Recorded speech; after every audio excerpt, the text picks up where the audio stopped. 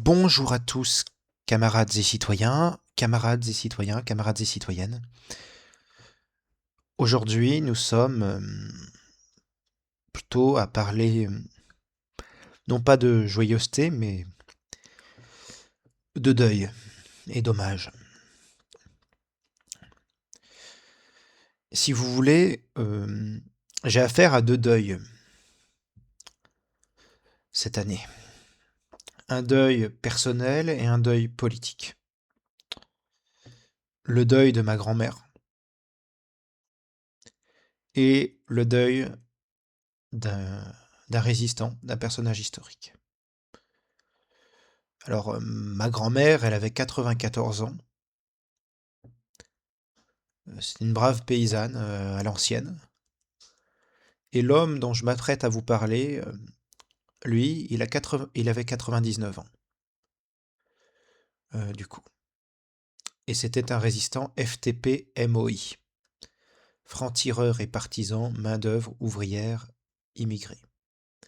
Et c'était un membre du Parti communiste français, du PCF, enfin, qui aujourd'hui, malheureusement, n'est plus aussi communiste qu'il l'a été historiquement, hein, de, de Marcel Cachin à Georges Marchais. Vous voyez bien que, en passant par Maurice Thorez et Waldeck Rochet, vous voyez bien que ça n'a rien à voir avec Robert Hue, Pierre Laurent ou Fabien Roussel, si vous voulez.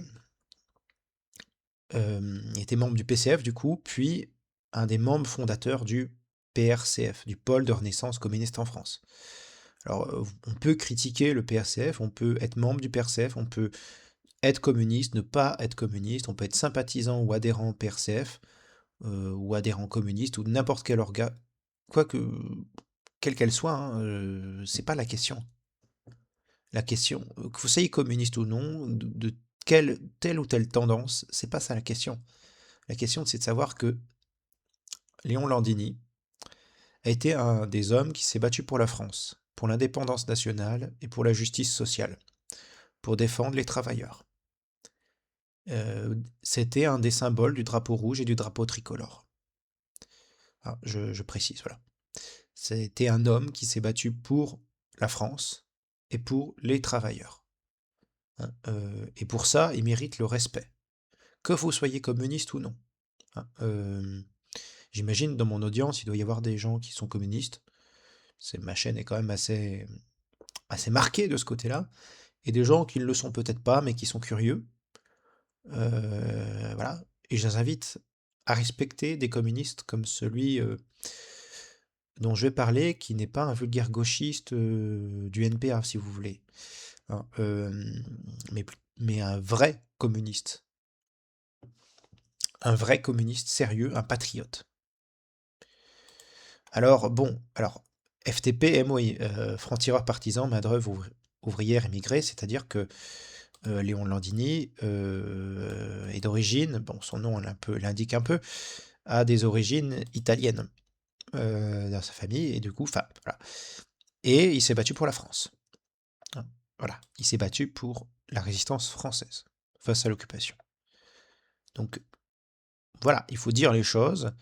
Nous avons des gens qui n'auraient pas le quart du courage de Monsieur Landini, du camarade Landini, aujourd'hui en France. Et ça, c'est malheureux, hein. Et c'est quelqu'un qui s'est battu pour nous. Et aujourd'hui, on est occupé, hein. On est occupé par l'euro-atlantisme. On est occupé alors pas par les nazis ou le Troisième Reich comme c'était le cas à l'époque de Landini, mais par l'Union européenne, par l'euro, par l'OTAN, par des mécanismes un peu plus subtils. Nous ne sommes pas un pays indépendant. Et donc, en l'hommage de, euh, de Léon Landini, je vais faire lire un article du PRCF.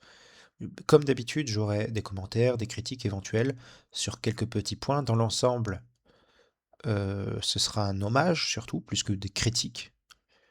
Mais vous inquiétez pas, si je vois des fautes dans l'article, des choses qui me paraissent critiquables, j'ouvrirai ma gueule comme je le fais toujours.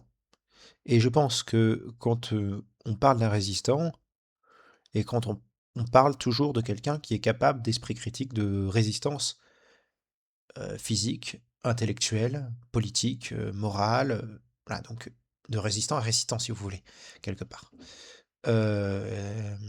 Et en étant respectueux sur le combat qu'a mené Landini. S'il y a des choses dans la forme de l'article que je pourrais éventuellement critiquer, sur deux, trois points mineurs, dans l'ensemble, je fais un hommage à Monsieur Landini et du coup à sa fille, hein, Gilda, dont j'ai pu voir des vidéos du café marxiste, si vous voulez, où il y avait les interventions de Gilda Landini, ça te faisait toujours chaud au cœur. Voilà.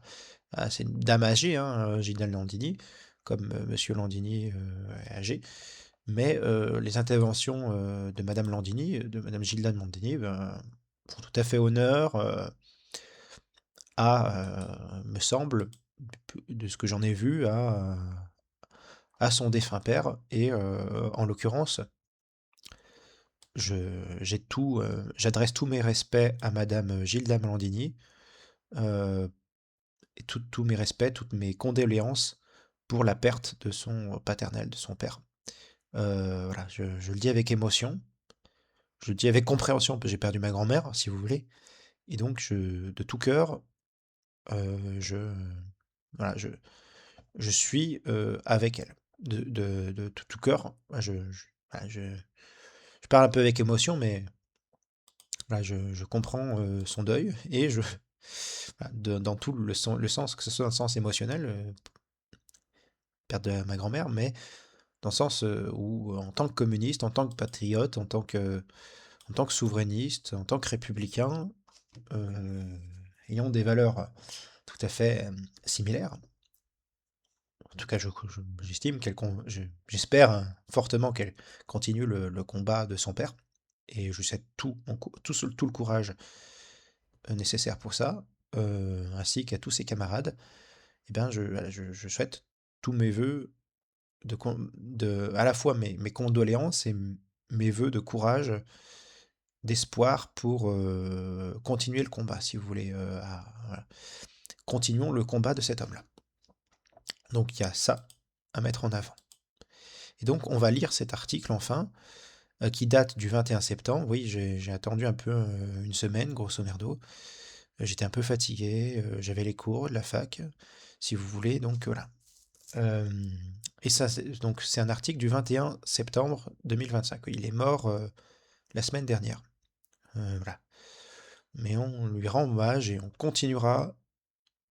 On va pas simplement lui rendre hommage par un article, si vous voulez. On n'en restera pas là. On continuera le combat. À notre mesure, évidemment.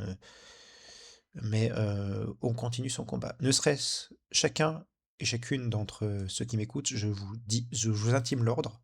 Je vais être autoritaire si vous voulez, hein, je suis un socialiste autoritaire, je rappelle, de continuer le combat de cet homme, hein, de continuer le combat communiste, de continuer le combat patriote, de continuer le combat souverainiste et républicain de progrès qui est le nôtre, si vous voulez. Donc voilà, on y va.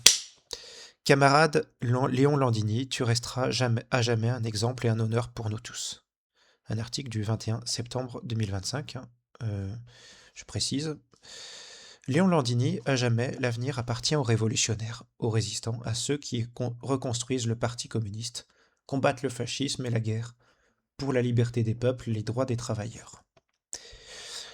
Camarade Léon Landini, tu restes à jamais un exemple et un honneur pour nous tous. Par Fadi Kassem, secrétaire national du pôle de Renaissance communiste en France, Jean-Pierre Hémen, fils de fusilier de la Résistance, vice-président du PRCF, Georges Guesto, fils de résistant, directeur du journal Initiative communiste, Annie Lacroix, historienne, fille de déportés juifs, membre du comité central du PRCF. Hommage auquel s'associe René Barchy, fils de FTP-MOI, historien du bataillon soviétique féminin Rodina, qui combattit en France sous l'occupation. Affectueusement entouré de ses filles, Gilda et Mireille, de son gendre Noël et de sa petite-fille Manon, Léon Landini vient de s'étendre paisiblement ce dimanche 21 septembre 2025 à l'âge de 99 ans. Il n'a pu atteindre, comme nous l'espérions tous son centième anniversaire. Il n'a pu atteindre, comme nous l'espérions tous, son centième anniversaire, date à laquelle une rencontre officielle devait être organisée sur ces instances en l'honneur des francs-tireurs et partisans de la main-d'œuvre immigrée, ces FTP-MOI dont Léon a inlassablement défendu et transmis la mémoire. À cette fin, Léon aura travaillé jusqu'au dernier jour avec sa fille Gilda, rédactrice en chef de la revue Étincelle, à l'établissement d'une brochure rappelant les états de service éclatants du bataillon Carmagnole Liberté, dont Léon présidait l'amicale, dont Charles Tillon, commandant de tous les FTP de France, a pu dire qu'il était le plus beau fleuron de la résistance française armée. C'est ainsi que dès l'âge de 16 ans, Léon s'est engagé dans le plus dangereux des combats, celui de la guérilla urbaine communiste. Il a participé en première ligne à des dizaines d'actions armées contre la Wehrmacht, à des attaques contre des trains militaires allemands, ainsi qu'à de nombreux déraillements. Arrêté à Lyon, torturé comme 52 de ses camarades, morts sous les coups de Barbie et compagnie. Je précise, Klaus Barbie, pas la poupée Barbie, pour ceux qui n'ont pas la ref. Donc je continue, parenthèse. Voilà. Arrêté à Lyon, torturé comme 52 de ses camarades morts sous les coups de Barbie et compagnie, notre camarade est sorti de la guerre, à la fois FTP et MOI, et grand mutilé de guerre. Pour fait de résistance, Léon avait reçu de la main du président Mitterrand le grade d'officier de la Légion d'honneur, une distinction qu'avait anticipé la médaille de la Résistance. Plaçant ses pas dans ceux de son père Aristide, un indomptable antifasciste italien qui avait dû s'enfuir en France, seul pays au monde où figurait au fronton des mairies la devise Liberté, égalité, fraternité. Seul pays au monde où figurait au fronton des mairies la devise Liberté, égalité, fraternité, et suivant l'exemple héroïque de son frère aîné Roger, organisateur de la première action de résistance armée dirigée contre l'occupant italien dès 1940, un déraillement en gare de Saint-Raphaël visant à empêcher un train de marchandises de rallier l'Allemagne.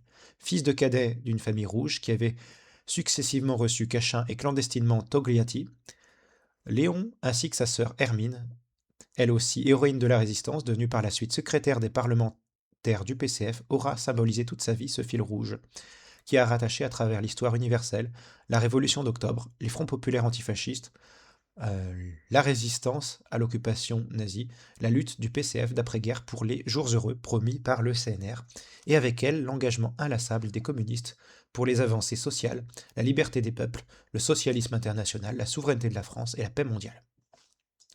Exerçant successivement tous les métiers, mais inflexiblement engagé pour son grand idéal patriotique et internationaliste, Léon, avait fini par quitter la mort dans l'âme le PCF lorsque, sous la houlette d'un Robert Hue rivalisant avec Gorbatchev en manière de remaniement, exerçant successivement tous les métiers mais inflexiblement engagé,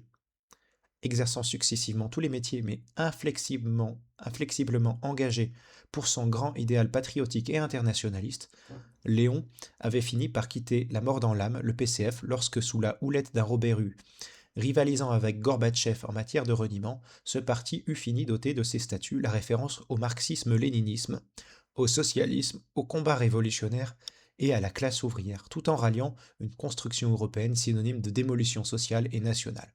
Pressé par ses amis Henri Allègre, Pierre Pranchère, Jacques Cognard, Simone Vachon,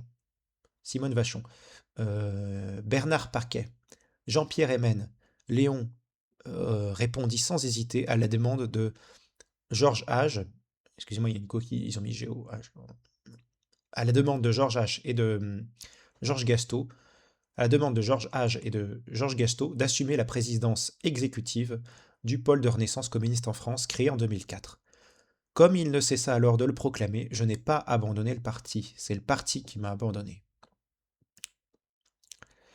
Depuis lors, surmontant la douleur que lui avait causée la perte de son épouse Simone, qu'il soigna jusqu'au bout avec dévouement, Léon n'aura cessé de se battre pour l'indépendance française, pour les conquêtes sociales, pour la paix mondiale menacée par l'UE-OTAN, pour un socialisme communiste de nouvelle génération. Constamment sur la brèche, Léon venait d'écrire une lettre ouverte au maire de Saint-Raphaël, dont l'anticommunisme débridé s'est illustré par la récente érection d'un monument aux victimes du communisme. dans la localité où, par une triste coïncidence, la pierre de mémoire dédiée au défunt Roger Landini, par sa ville natale, venait d'être retirée provisoirement, entre guillemets. Dans la localité où, par une triste coïncidence, la entre guillemets, pierre de mémoire dédiée au défunt Roger Landini, par sa ville natale, venait d'être retirée, entre guillemets, provisoirement, Léon interpellait ainsi cet édile. Les nazis que j'ai abattus sous l'occupation sont-ils comptabilisés parmi les dites victimes? Inséparablement de ses qualités de dirigeant communiste, Léon était aussi cet homme plein d'humour, toujours prêt à entonner les chants du prolétariat italien et ceux de la Révolution française. Il était ce camarade fraternel, toujours poli et prévenant envers tous les travailleurs, ses frères. À demi inconscient déjà sur son lit d'hôpital, Léon souriait encore et ouvrait les yeux quand ses filles lui passaient en sourdine la jeune garde. Ami de la langue française qu'il défendait contre le tout anglais proliférant, Ami de la langue française qu'il défendait contre le tout anglais proliférant, Léon présidait l'association Courriel pour son combat résistant, son engagement pacifique et la lutte constante contre l'antisoviétisme, devenu bellicisme russophobe. Léon avait été décoré par l'URSS. Il avait aussi reçu la médaille de l'amitié de la République de Cuba en raison de sa solidarité politique constante avec le socialisme cubain.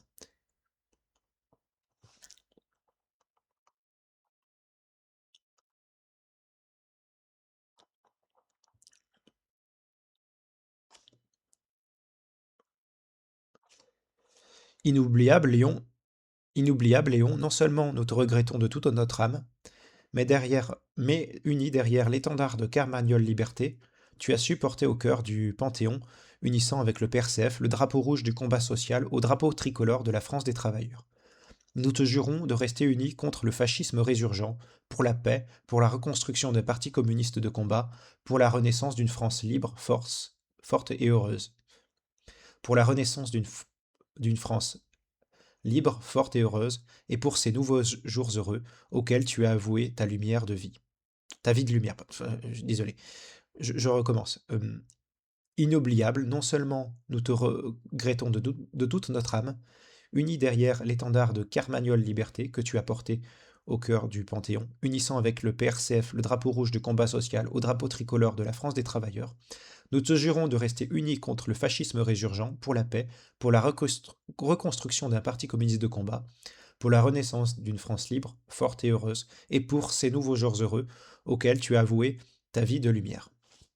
Donc voilà, c'est... Voilà. Léon Landini, ton combat continue. Voilà. Et vous avez un portfolio de photos et de vidéos sur Léon Landini dans l'article. Et vous aurez aussi la lettre qu'il a adressée au maire de Saint-Raphaël. Du coup, euh, une lettre ouverte que je vous lirai ensuite. Mais là, déjà, je vais faire une petite critique. Dans l'ensemble, je suis entièrement d'accord. Drapeau rouge, drapeau tricolore, combat de Léon Landini, honneur de la résistance. Il y a un patrimoine mémoriel, patrimoine politique de la résistance française, dont il y a une panthéonisation à faire de monsieur Landini. C'est un héros. Et il faut honorer les héros. Il faut se souvenir. Il faut non seulement honorer les héros, pas simplement les mettre dans un panthéon, mais s'en souvenir réellement. C'est-à-dire que si vous mettez quelqu'un dans un panthéon et qu'on s'en souvient pas, voilà, enfin, il faut se souvenir de cet homme-là. Il faut se souvenir quelqu'un qui a eu le courage voilà, de se battre pour les travailleurs, pour l'indépendance nationale. Et vous savez bien que des gens comme Mélenchon ou Roussel n'honorent absolument pas des mecs comme Léon Landini, hein. Léon Landini était membre du PRCF, comme Henri Alleg. On a perdu des gens comme Henri Alleg. Henri Alleg, lui, c'était aussi un résistant à sa manière. C'était aussi un résistant d'une autre façon. Il est résistant dans un autre combat. Henri Alleg, lui, son combat, ça a été son fameux combat. Pas son seul combat, mais son fameux combat pour lequel il est célèbre, c'est la dénonciation de la torture en Algérie. Oui, enfin, je précise, voilà, il y a eu d'autres combats, Henri Alleg, mais le grand combat d'Henri Alleg, ça a été la question sur la critique de la torture en Algérie. Ce qui est, voilà. Et Landini, ça a été la résistance française, voilà, si vous voulez. Donc et tous les deux, Henri Alleg comme apparemment Henri Alleg, né de parents juifs russo-polonais, passé une partie de son enfance à Paris. Ça doit pas dû être facile. Il part en Algérie en 1939. Non, oui. Bah, du coup, ouais, ça c'est mieux, faut mieux ça, parce que quand c'est occupé par les Allemands et qu'on est juif pendant la guerre, faut mieux se barrer quand c'est possible. Mais Henri Alleg, son grand combat, ça a été la dénonciation de la torture pendant la guerre d'Algérie. Léon Landini, lui, ça a été à la fois de, de lutter contre le fascisme, de lutter contre le nazisme, si vous voulez, de lutter contre l'occupation nazie de la France par l'occupation de l'Allemagne nazie, et aujourd'hui de lutter contre l'occupation américaine avec l'Union européenne, l'euro, l'OTAN, et d'essayer de reconstruire un vrai parti communiste, même si on peut dire que le PRCF a ses travers, potentiellement. Qu'ils n'ont pas su faire, oui, qu'ils ont peut-être fait infiltrer par des LFistes, donc des ennemis de classe, qu'ils n'ont pas réussi à fonder un parti communiste qui est autre qu'un groupuscule minoritaire. Mais bon, il y a des choses qui sont pas mal. Drapeau rouge, drapeau tricolore, ça, on peut pas l'enlever. Voilà. Il est certain qu'il faut se souvenir d'un mec comme Landini. Il faut prendre exemple sur lui, dénoncer tous les mecs qui qui voudront le récupérer pour le trahir, si vous voulez. Il faut se souvenir qu'il a lutté contre le nazisme, qu'il a lutté contre l'UE, qu'il a lutté contre l'OTAN, et qu'il a lutté contre le capitalisme. Et donc toute la gauche euro-collabo, nous devons lui cracher à la gueule en souvenir de Landini. C'est-à-dire que nous devons cracher à la gueule des euro-collabos parce que ces gens-là crachent sur le combat de Léon Landini. Léon Landini veut lutter contre le capitalisme et veut lutter contre l'eurofascisme, si on veut dire. Enfin, c'est une formule, mais voilà. On va passer au point suivant, c'est que la petite critique que j'aurais de l'article, c'est de parler du fascisme résurgent. Alors vous allez me dire, mais pourquoi tu me dis que tu es contre la lutte contre le fascisme résurgent? Je suis pour la lutte contre le fascisme, si vous voulez, camarades. Hein, mais, je suis communiste. Et historiquement, vous savez bien que les plus grands ennemis des fascistes, ce sont les communistes. Qui est-ce qui a mis le drapeau rouge sur Berlin? C'est l'Union soviétique. C'est l'armée rouge. Que vous aimiez Staline ou non, sans Staline, après je peux dire aussi sans De Gaulle et sans Churchill, même si j'ai plus de respect, on va dire, pour un mec comme De Gaulle qu'un mec comme Churchill, si vous voulez. Hein, faut quand même se souvenir que Churchill, ça a été l'Hitler des Sud-Africains et des Indiens. De Gaulle, il nous a sauvés des Américains. Il nous a sauvé la mise, là où les Américains voulaient nous imposer le dollar, hein, voulaient imposer une domination, et il leur a dit non. Voilà. Pour un mec de droite, voilà. Pour un mec de droite, il n'a pas été pire que le PS. Hein. Il était moins pire que le PS, quelque part. Quelque part, parce que c'est un peu plus complexe que ça, même. Mais la lutte contre le fascisme, telle qu'elle est entendue aujourd'hui à gauche, est une pantalonnade. C'est une pantalonnade parce qu'ils n'ont pas d'analyse de classe. Et une analyse de classe, c'est de considérer que le fascisme, plus qu'une idéologie, est la dictature ouverte du capital financier. La dictature ouverte du capital financier, aujourd'hui, vous n'avez plus de mouvement ouvrier organisé et puissant comme vous l'aviez avant. Avant, le capital, il avait la pétoche face aux ouvriers. Aujourd'hui, on a des pays désindustrialisés, comme la France, dans lesquels une bonne partie des usines se sont barrées à l'étranger. Il faut dire les choses. Hein, dans lesquels la classe ouvrière n'est plus organisée avec un vrai parti communiste de combat, ou même un parti socialiste comme la SFIO de Jaurès, où vous n'avez aujourd'hui ni le, vous avez aujourd'hui ni la SFIO de Jaurès, ni le PCF de Torres ou de Valdez-Crochet, en fait, si vous voulez. Hein. Vous n'avez ni la SFIO de Jean Jaurès, hein, je parle pas de celle de Jean Jaurès, pas celle de Léon Blum, parce que c'est encore autre chose, hein, la trahison des sociotraîtres. Jaurès qui a été le fondateur du journal L'Humanité, et qui était largement plus radical, Jaurès, que le PCF d'aujourd'hui. Le SFIO de Jaurès est anticapitaliste, contrairement au PCF d'aujourd'hui. C'est voilà. Il y a un côté plus anticapitaliste que le PCF d'aujourd'hui, si vous voulez. Enfin, bref. Mais on n'a pas plus la SFIO de Jaurès, on n'a pas plus le PCF de Maurice Thorez et de Waldeck-Rochet. Donc, est-ce que le capital a peur du mouvement ouvrier? Non. Il ne faut pas être idiot, c'est-à-dire que le fascisme, c'est à la fois une idéologie politique, si vous voulez, quelque part. Hein, c'est le fascisme italien, le fascisme, le nazisme, le fascisme allemand, qui est le fascisme allemand, le fascisme espagnol, qui est le franquisme, le salazarisme pour le côté portugais, si vous voulez, et toutes les variantes au niveau de différentes nations. Voilà, vous avez des fascismes un peu différents. Le modèle Mosley Oswald Mosley en Grande-Bretagne, par exemple, c'est un modèle de fasciste adapté à la Grande-Bretagne. Bon, bah, voilà. Vous avez des variantes, on va dire. Mais le fascisme, le but, c'est de créer un dérivatif au service du capital, dérivatif identitaire, politique, qui permet de canaliser le potentiel de lutte des classes hors de la lutte des classes, et contre la lutte des classes. Hein, en s'appuyant par exemple sur de la petite bourgeoisie, d'où le bon prolétariat, voilà, qui vont tabasser le mouvement ouvrier. Le fascisme est financé par le grand capital. Il est financé pour taper sur le mouvement ouvrier. Le fascisme, comme le dit Dimitrov, c'est la dictature ouverte des éléments les plus réactionnaires, les plus chauvins du grand capital financier. Et donc, si vous voulez, aujourd'hui, il existe certainement des groupes néofascistes, néo-nazis. C'est des mouvements groupusculaires, si vous voulez. Et le capital, il n'a pas intérêt à les financer comme il le faisait avant. Comment dire, il a plus de menaces ouvrières en face. Et s'il veut vraiment lutter contre le mouvement ouvrier, il le fait pas avec ses abrutis de nazis ou de fascistes lambda. Ah, il le fait certainement. Il a d'autres moyens de le faire.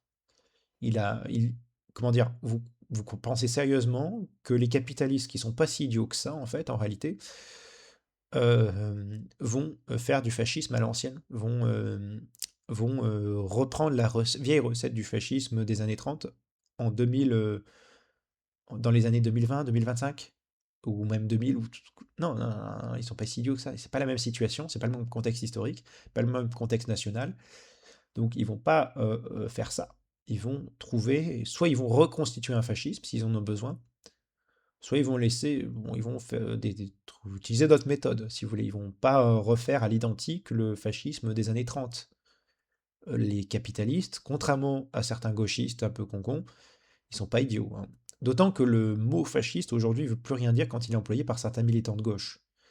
On a des militants de gauche qui, suivant les pas des libéraux macroniens, euro-atlantistes, des macroniens, des euro-atlantistes, ont tendance à dire que tout et n'importe quoi est fasciste. Donc, pour la nanar, tout ce qui est autorité, tout ce qui est État, c'est fasciste. Même la République, c'est du fascisme. Même la laïcité, c'est du fascisme pour des gens qui font copain-copain avec les islamistes.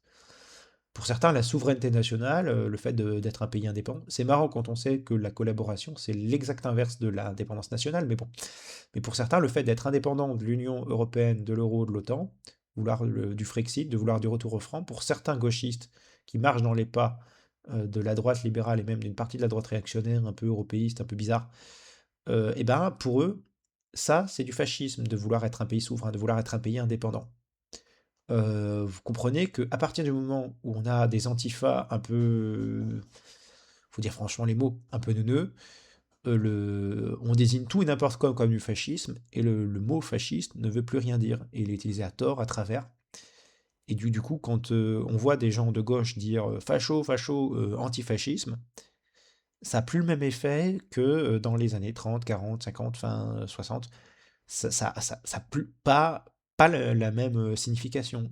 Et on a beaucoup de gens qui, à force de se réclamer antifascistes, en fait, en réalité, cessent d'être réellement anticapitalistes ou antilibéraux, si vous voulez, qui font il y a de l'antifascisme folklorique.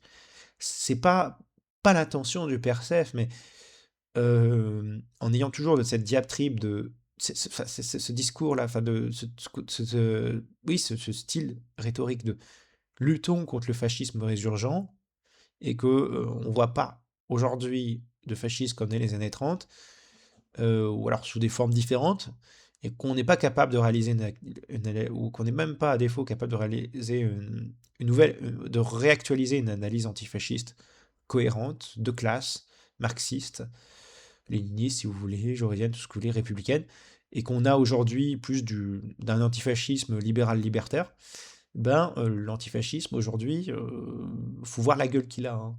C'est pas avec Raphaël Ernaud que vous allez faire la grande révolution prolétarienne, ni avec Sandrine Rousseau. Voilà, enfin, c'est-à-dire que vous n'allez pas unir les prolétaires derrière Sandrine Rousseau.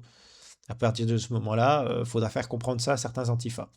Ou ou derrière Kropotkin ou Proudhon ou Makhno, qui sont justement des réactionnaires. Bon, comme voilà, bon, bref. Mais voilà. Donc ça, c'est la petite critique que j'ai à faire, parce que je suis absolument d'accord avec le reste qu'il faut honorer la mémoire du camarade Georges Guesto. Hein, voilà. Donc ça, c'était une petite critique sur un élément de la forme. Voilà. Le truc, ce sera faire venir à partir aux révolutionnaires. Là, j'aurai une petite critique. Non, arrêtez. Arrêtez de vous dire révolutionnaire. Toute l'extrême gauche, la gauche radicale, une bonne partie se dit révolutionnaire. Il faut que vous arrêtez. Il faut vous arrêter avec révolutionnaire et réformiste. L'avenir appartient aux travailleurs. Voilà. Ça a plus de sens. Les gens s'imaginent, risquent de vous confondre avec les Mao qui veulent casser des abribus quand vous dites ça. Ah, je précise, voilà. Et ça, c'est pas productif du tout d'un point de vue politique. Voilà. On va passer à la lettre que Landini a faite au maire de Saint-Raphaël. Et voilà, du coup, on pourra éventuellement la commenter. Voilà. Commenter ou dire quelques mots dessus. Voilà. Voilà. Donc on va passer à ça. Du coup, c'est une lettre du coup qui est antérieure, puisqu'il est mort en septembre, le 21 septembre, Landini, et du coup, il a écrit un peu avant, le 24 août 2025, une lettre par rapport à cet événement de Saint-Raphaël. À Saint-Raphaël, le maire démonte le monument aux héros de la résistance communiste, le PRCF leur rend hommage. Donc aux héros de la résistance communiste. Voilà. Lecteur. Ce mardi, qu'est-ce que je raconte comme bêtise? Ce samedi 23 août 2025, ce samedi 23 août 2025, ce samedi 23 août 2025, ce samedi 23 août 2025, puisque l'article va du 24 août 2025, donc d'un dimanche 24 août 2025. Mais voilà. Ce samedi 23 août 2025, à Saint-Raphaël, contre l'inauguration d'un monument de propagande visant à dépeindre les communistes comme des criminels, le PRCF et les JRCF sont mobilisés en nombre. Ce samedi 23 août 2025, à Saint-Raphaël, contre l'inauguration d'un monument de propagande visant à dépeindre les communistes comme des criminels, le PRCF et les JRCF se sont mobilisés en nombre. Avec courage, ils sont venus porter haut les couleurs du drapeau rouge à la faucille et marteau des communistes, ces couleurs qui sont, au demeurant, celles de la résistance qui, dans la ville de Saint-Raphaël, ont affronté, les armes à la main, les fascistes, les collaborateurs nazis. À l'image des héroïques combats de résistance du président du PRCF, Léon Landini, et de sa famille, et avec ceux de nombre des militants communistes du Var, et c'est fort de l'histoire des communistes de France, du Parti communiste français, qui ont été affichés devant les mairies. Ouais. Il y a un autre article, du coup, enfin, à Saint-Raphaël et ailleurs, non à la criminalisation non à Saint-Raphaël et ailleurs, non à la criminalisation du communisme, réhabilitation du fascisme et du nazisme. Voilà, c'est une pétition, si vous voulez, c'est une pétition. Voilà, c'est. Donc, non à la criminalisation du communiste et à la réhabilitation du fascisme et du nazisme. Voilà. Voilà. Voilà. Bon, ils ont oublié et à la réhabilitation du fascisme. Bon, il y a une coquille dans le truc. Mais il y a une pétition, du coup, à signer. Voilà. Je reprends la lecture. Devant la mairie, c'est au-delà des communistes que se sont réunis. Devant la mairie, devant la mairie, c'est au-delà des communistes que se sont réunis un large arc de progressistes et antifascistes, avec la présence de la CGT, de la LDH, Ligue des défenses des droits de l'homme, là, du coup, et bien sûr du PCF du Var, rejoint par quelques délégations de militants écologistes ou sociaux-démocrates. Tandis que Masquelier convoquait pour une grande messe de propagande des idées autocrates des médias d'extrême droite, tandis que Masquelier convoquait pour une grande messe de propagande les iditocrates des médias d'extrême droite, tout droit descendus de Paris, le tout en s'appuyant sur les combats des guerres coloniales, c'est au contraire les travailleurs du Var qui se sont réunis devant la mairie pour demander des comptes, y installant les portraits de figures de la résistance communiste telles Madoukian, tout juste entré au Panthéon. Y installant les portraits de figures de la résistance communiste telles Manoukian, tout juste entré au Panthéon, ainsi que des panneaux rappelant que les communistes, à qui l'on doit la sécurité sociale, sauvent des vies tous les jours. Quant à l'inverse, le capitalisme plonge partout les travailleurs dans l'exploitation et la misère, les peuples dans la guerre et le fascisme.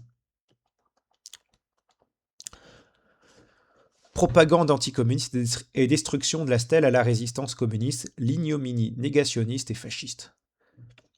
La manifestation a été l'occasion du dépôt par les camarades du PRCF du Var et une délégation de jeunes communistes des JRCF d'une gerbe de fleurs en hommage à la famille Landini, héros de la résistance.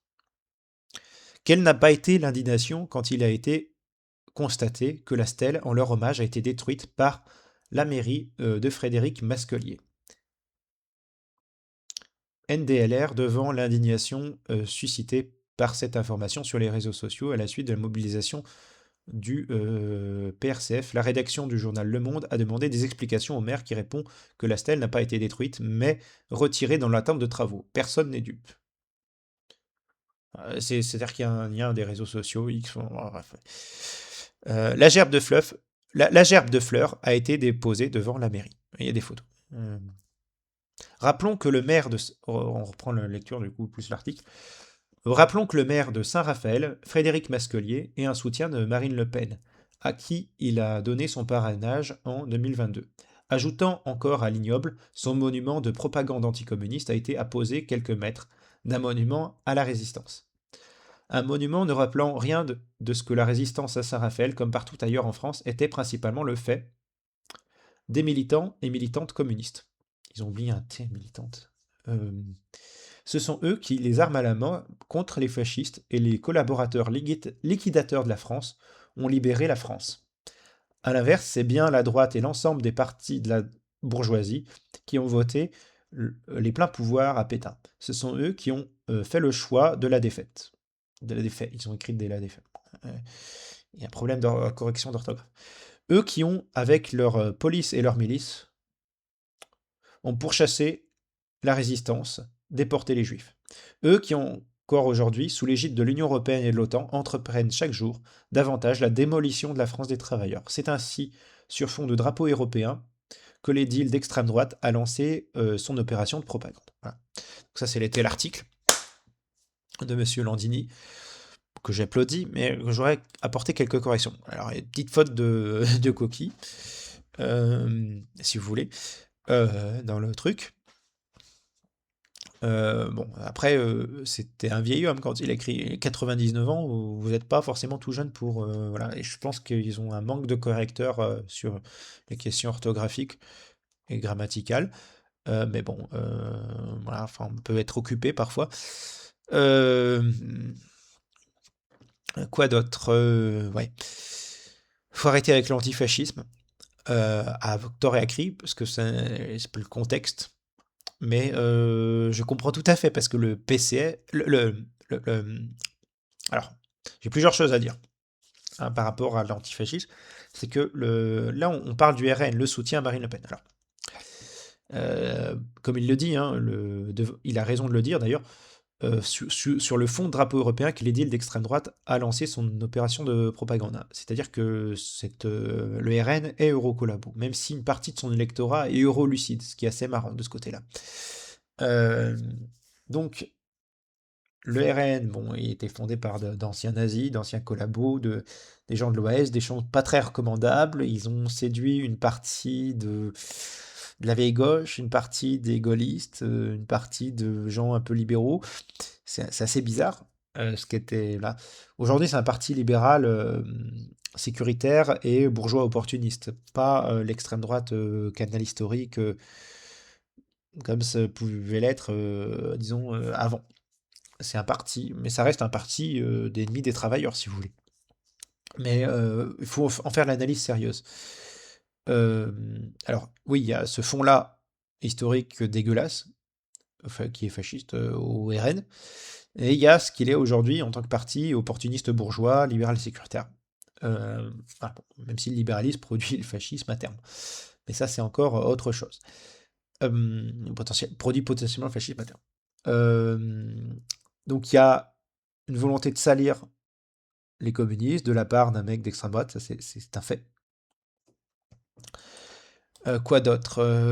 Ouais, le truc, c'est qu'il faut quand même noter que quand on dit le parti de Marine Le Pen, le RN, qui sont nos adversaires, mais le truc sur lequel il faut être lucide, c'est qu'une partie de la classe ouvrière s'est mis à rejoindre, et c'est dramatique, soit, enfin, soit une partie est restée fidèle à la gauche de la classe ouvrière, soit une partie de la gauche est restée, de la classe ouvrière est restée fidèle à la gauche, mais en votant plus ou moins par réflexe à gauche, soit une partie a rejoint le camp de l'abstentionnisme, en fait, en ne participant plus, soit parce qu'elle se sentait trahie par la gauche comme par la droite, soit parce qu'elle est devenue, s'est désintéressée de la politique, ou que la politique n'était pas assez intéressante pour eux, pour la classe ouvrière, soit une partie de la classe ouvrière s'est rangée derrière le vote Rassemblement national pour des raisons diverses et variées, mais en donne partie d'un certaines idées de gauche sur le wokisme, le problème du wokisme, le problème de l'immigrationnisme, le problème de la complaisance vis-à-vis de l'islam, de l'abandon de la nation, ce dont on ne peut pas accuser le PRCF d'abandon de la nation, si vous voulez.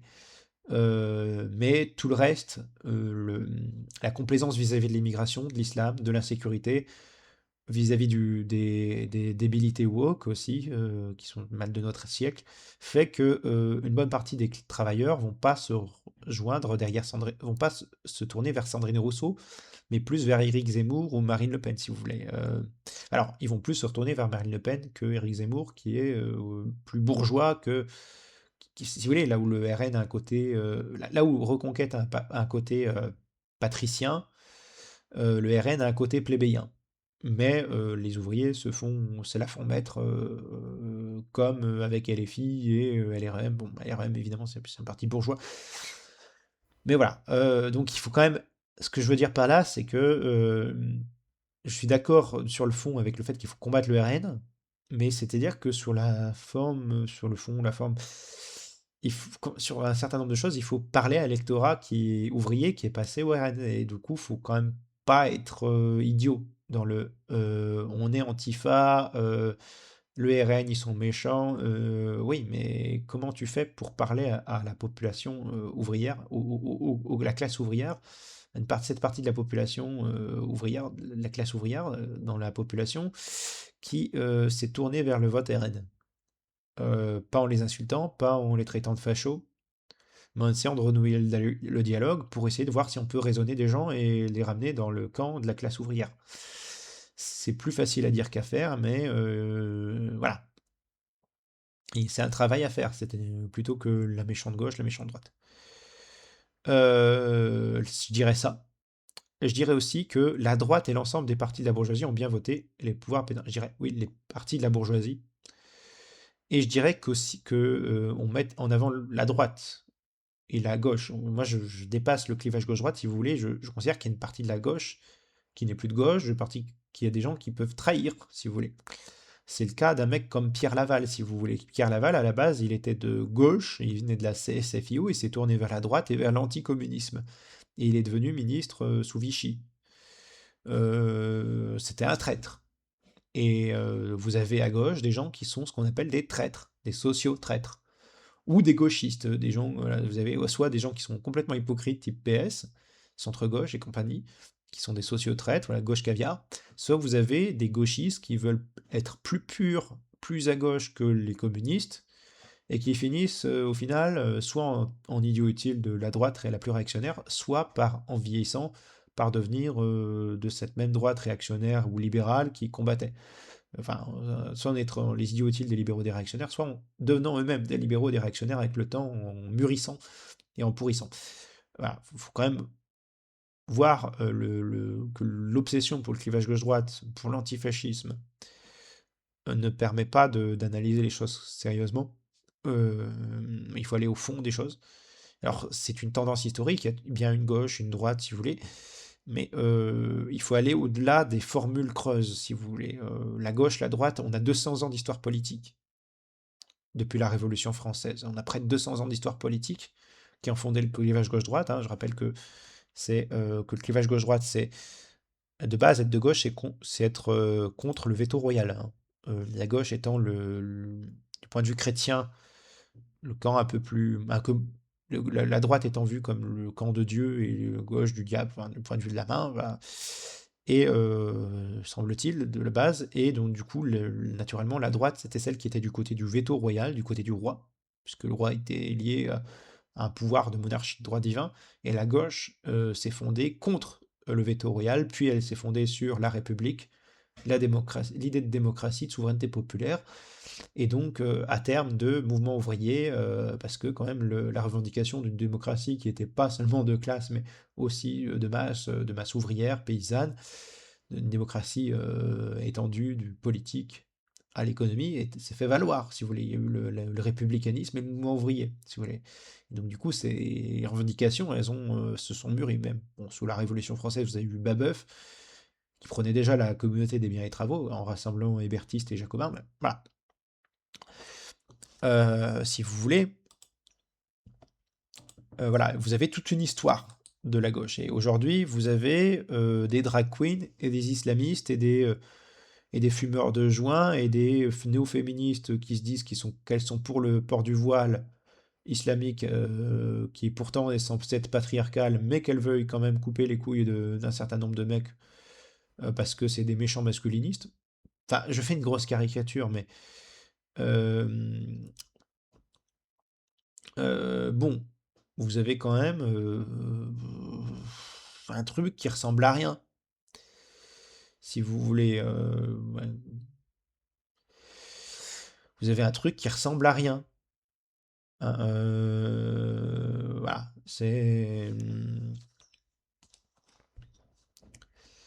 ça ressemble à rien, cette gauche-là. Donc voilà. Autre exemple de quel point la gauche ressemble à rien et le PCF ressemble à rien d'aujourd'hui, hein, Eurocollabo qu'il est, c'est que moi, j'avais entendu parler du PCF une fois et j'avais vu un militant du PCF dans ma ville qui manifestement était pas forcément très fut-fut, et quand j'en ai vu de plus près les choses étaient carrément dégueulasses, qui me disait que le PCF c'était des rouges bruns. Banco, le mec, qu'est-ce qu'il soutient comme idéologie? Boutelja, la nazi islamiste, la mec,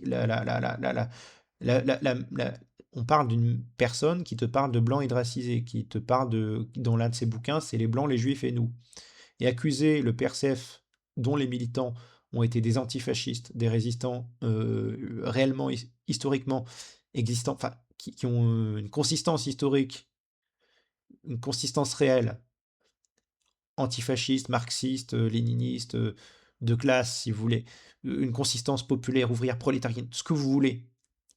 Les accuser d'être des rouges-bruns alors que ce sont des vrais communistes et que l'histoire du communiste, l'histoire du parti communiste, c'est l'union des drapeaux rouges et des tricolores, et avoir des gens qui sont pro-Boutelja ou pro-Sandrine Rousseau du PCF qui vous font la leçon sur les rouges-bruns, quand vous avez des woke, des décoloniaux indigénistes là, qui veulent faire un truc anti-universaliste, communautariste, là, délirant sur le fait que pour eux, l'avant-garde de la révolution, c'est pas le patriotisme français, le patriotisme républicain, mais l'islam et la lutte contre les blancs, au nom des racisés, en prétendant que c'est antiraciste. Quand vous avez ces gens-là qui font du racialisme à longueur de journée, qui vous font des leçons sur le rouge-brunisme, mais dans quel monde vivent-ils ces gens-là? Pour faire des leçons au PRCF sur le rouge-brunisme, ils sont fous ces gens-là. Et vous avez des gens du PCF qui sont comme ça, vous avez des gens des sociodémocrates, des écologistes, enfin des écologistes, des escrologistes, parce qu'à partir d'un moment, quand vous êtes, vous dites écolo, mais que vous êtes anti-nucléaire, que vous êtes pour la mondialisation, vous êtes pour l'Europe, que vous êtes pour l'UE, que vous êtes pour l'OTAN, pour l'Ukraine, pour le camp américain, contre les frontières, pour faire du libre-échange à tout va, que vous voulez la décroissance, mais du coup qui implique d'importer davantage de ressources là où on pourrait produire sur place, d'être pas foutu de produire localement ou au niveau national ou local, et pourtant de prétendre faire des circuits courts, mais sans protectionnisme, hein, bien sûr. Que vous, je sais pas, que vous êtes pour les opérations de changement de sexe qui consomment des ressources, hein, au nom de l'intersectionnalité, qui est un truc de petits bourgeois, et que vous, comment dire, les gens qui se font quick, les, on va dire les bijoux de famille, qui se font injecter des hormones, ça consomme des ressources, hein, ça consomme des ressources. Ceux qui se font des faux nichons en silicone, qui se font l'industrie de la création, de l'industrie pharmaceutique, la production d'hormones, ça consomme des ressources. Donc si vous voulez être écolo jusqu'au bout, on devrait mettre fin à cette production liée à cette industrie de petits Mengele capitalistes qui se prétendent progressistes. Hein. Voilà, je le dis franchement. Les gens qui veulent, voilà, qui veulent se stériliser à vie et que ça, en faire un marché, qui veulent stériliser des gens à vie et en faire un marché, ce n'est pas progressiste, c'est réactionnaire. Hein. Stériliser des gens à vie en faisant un marché en disant que ça va aller résoudre leurs problèmes d'identité sexuelle est une bêtise. Ça ne va juste leur détruire leur santé. Voilà, enfin, faut dire les choses en face. À partir d'un moment, le niveau d'hypocrisie de ce qu'on appelle la gauche sur ces questions-là, sur lesquelles elle a complètement dégénéré, fait que comment veut-elle battre la droite, hein? Pour ça que moi je me dis, je ne suis pas de gauche, je suis socialiste, je suis communiste, je suis, voilà, suivant le cas, hein, je dis, c'est pas la gauche que je défends, c'est pas la droite que je défends, c'est le socialiste, c'est le communiste, je vais au fond des choses. C'est la classe ouvrière, c'est la République, les valeurs républicaines, la souveraineté de la France. Moi, c'est ça que je défends. C'est pas, voilà, moi je défends le drapeau rouge et le drapeau tricolore. Si la gauche ne défend plus le drapeau rouge et ou le drapeau tricolore, et ben moi je déserte. Hein. Je déserte de une notion de gauche qui ne veut plus rien dire aujourd'hui. Si la gauche ne veut plus rien dire, si elle ne défend même pas les services publics correctement parce qu'elle veut rester européiste, conformiste, je lui fais pas confiance. Si elle défend le voile islamique plutôt que la laïcité, je lui fais pas confiance. C'est cette gauche-là, hein, je précise.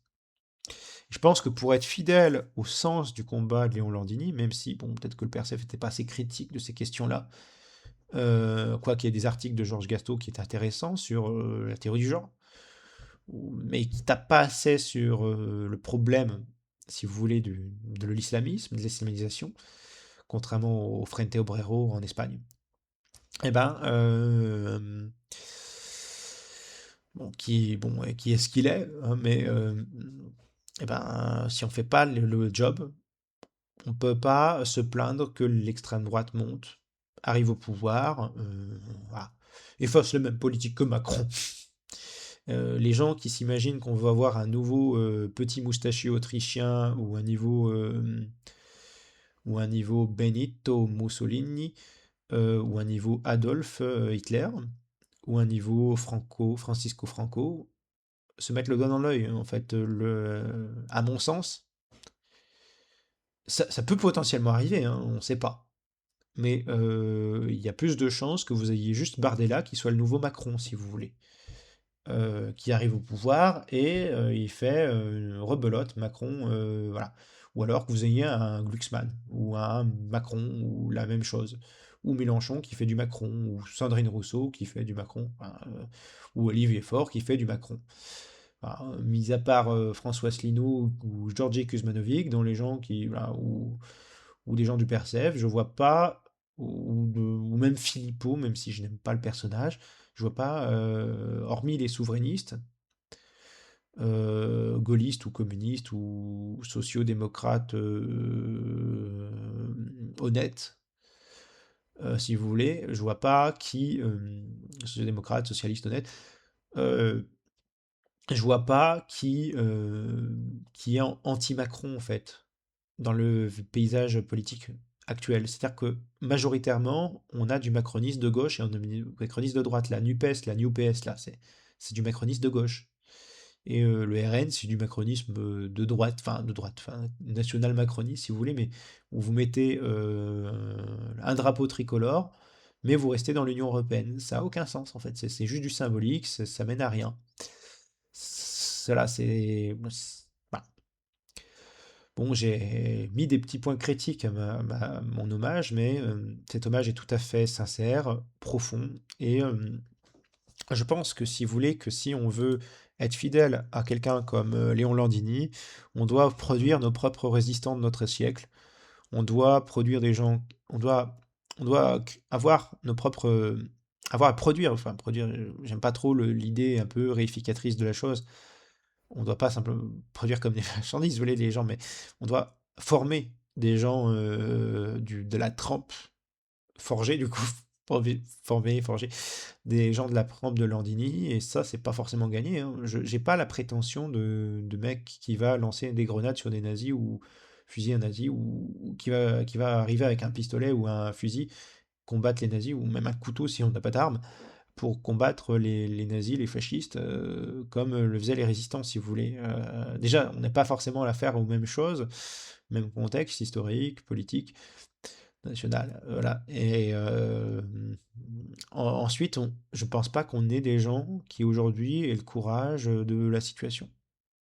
Je suis pessimiste, si vous voulez. Bon, faut reprendre la formule de Gramsci, hein, le pessimisme de l'intelligence et l'optimisme de la volonté. Il faut essayer d'avoir le pessimisme de l'intelligence et l'optimisme de la volonté, ce qui n'est pas facile du tout à avoir, mais voilà. Il faut voir les choses en face, il faut voir ce qu'est le monde qu'on a aujourd'hui, mais essayer de garder l'espoir, la volonté de se battre. Et en fait, c'est ça le meilleur hommage qu'on peut faire à Landini, c'est d'être intelligemment gramscien.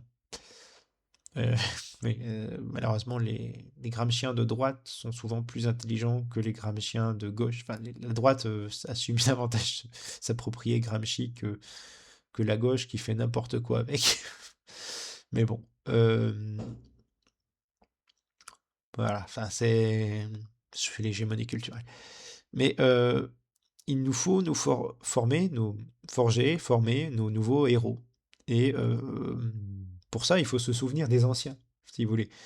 Il y a pas un truc où on fait table rase. Alors, je veux bien, du passé, faisons table rase, mais on va pas faire table rase de Léon Landini, si vous voulez. On va s'en souvenir fortement, dûment, et on va considérer qu'il est un de nos patrimoines du communisme, du socialisme, de la classe ouvrière, tout comme Jean Jaurès, tout comme Lénine, Kluskar, Marx, Babeuf, voilà, enfin, et tant d'autres, tant d'autres. On peut même aller chez De Leon, Connolly, Che Guevara, Sankara, Ho Chi Minh. Vous avez plein d'exemples de lutte pour l'indépendance nationale, pour la classe ouvrière, pour la démocratie, pour la laïcité, pour des tas de causes. Voilà, c'est-à-dire que moi, on me critique comme class first en me disant tu penses qu'à la lutte des classes, il y a pas d'autres luttes. Je rejette une bonne partie de ce qu'on appelle les luttes sociétales progressistes qui mènent à rien, si ce n'est parfois à des trucs complètement idiots, comme le véganisme, mais que je considère comme bêtises en fait. Les ouvriers veulent bouffer de la viande, hein, ils veulent pas être, c'est pas on n'est pas des herbivores, on n'est pas des vaches, si vous voulez, mais mais il y a pas que la lutte des classes, hein. Il y a la lutte pour la démocratie, la lutte pour l'indépendance nationale, la lutte pour la laïcité. Ces combats-là sont difficilement séparables de la lutte des classes. Alors ils sont différents, mais c'est-à-dire qu'une lutte des classes bien comprise, c'est une lutte des classes républicaine, hein. C'est une lutte des classes qui défend l'indépendance nationale, qui défend la lutte contre l'obscurantisme religieux, qui défend la lutte pour la démocratie, pour les droits des citoyens, les libertés civiques, les libertés citoyennes.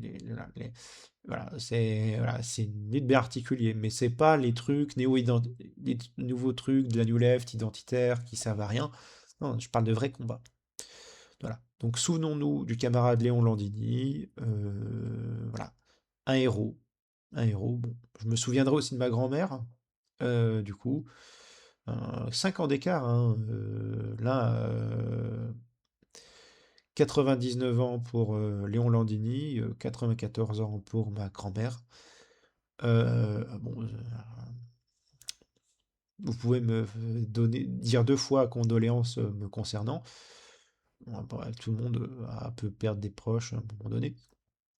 Euh, mais voilà, vous avez, euh, on a le deuil à faire au niveau national d'un résistant, Léon Landini.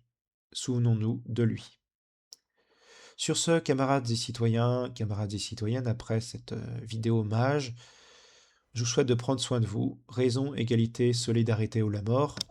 Nous vaincrons pour la victoire du prolétariat, pour l'indépendance nationale, pour la construction du socialisme et du communisme en France. Ben, organisez-vous, hein. Organisez-vous, euh, formez-vous, débattez, allez-y, allez-y, syndiquez-vous, faites tout ce qu'il y a à faire. Rejoignez un parti, mais ne soyez pas inactifs. Voilà. Faites tout ce que vous pouvez à votre niveau. Intelligemment, cela dit, hein, pas faire n'importe quoi, mais voilà. Voilà, voilà.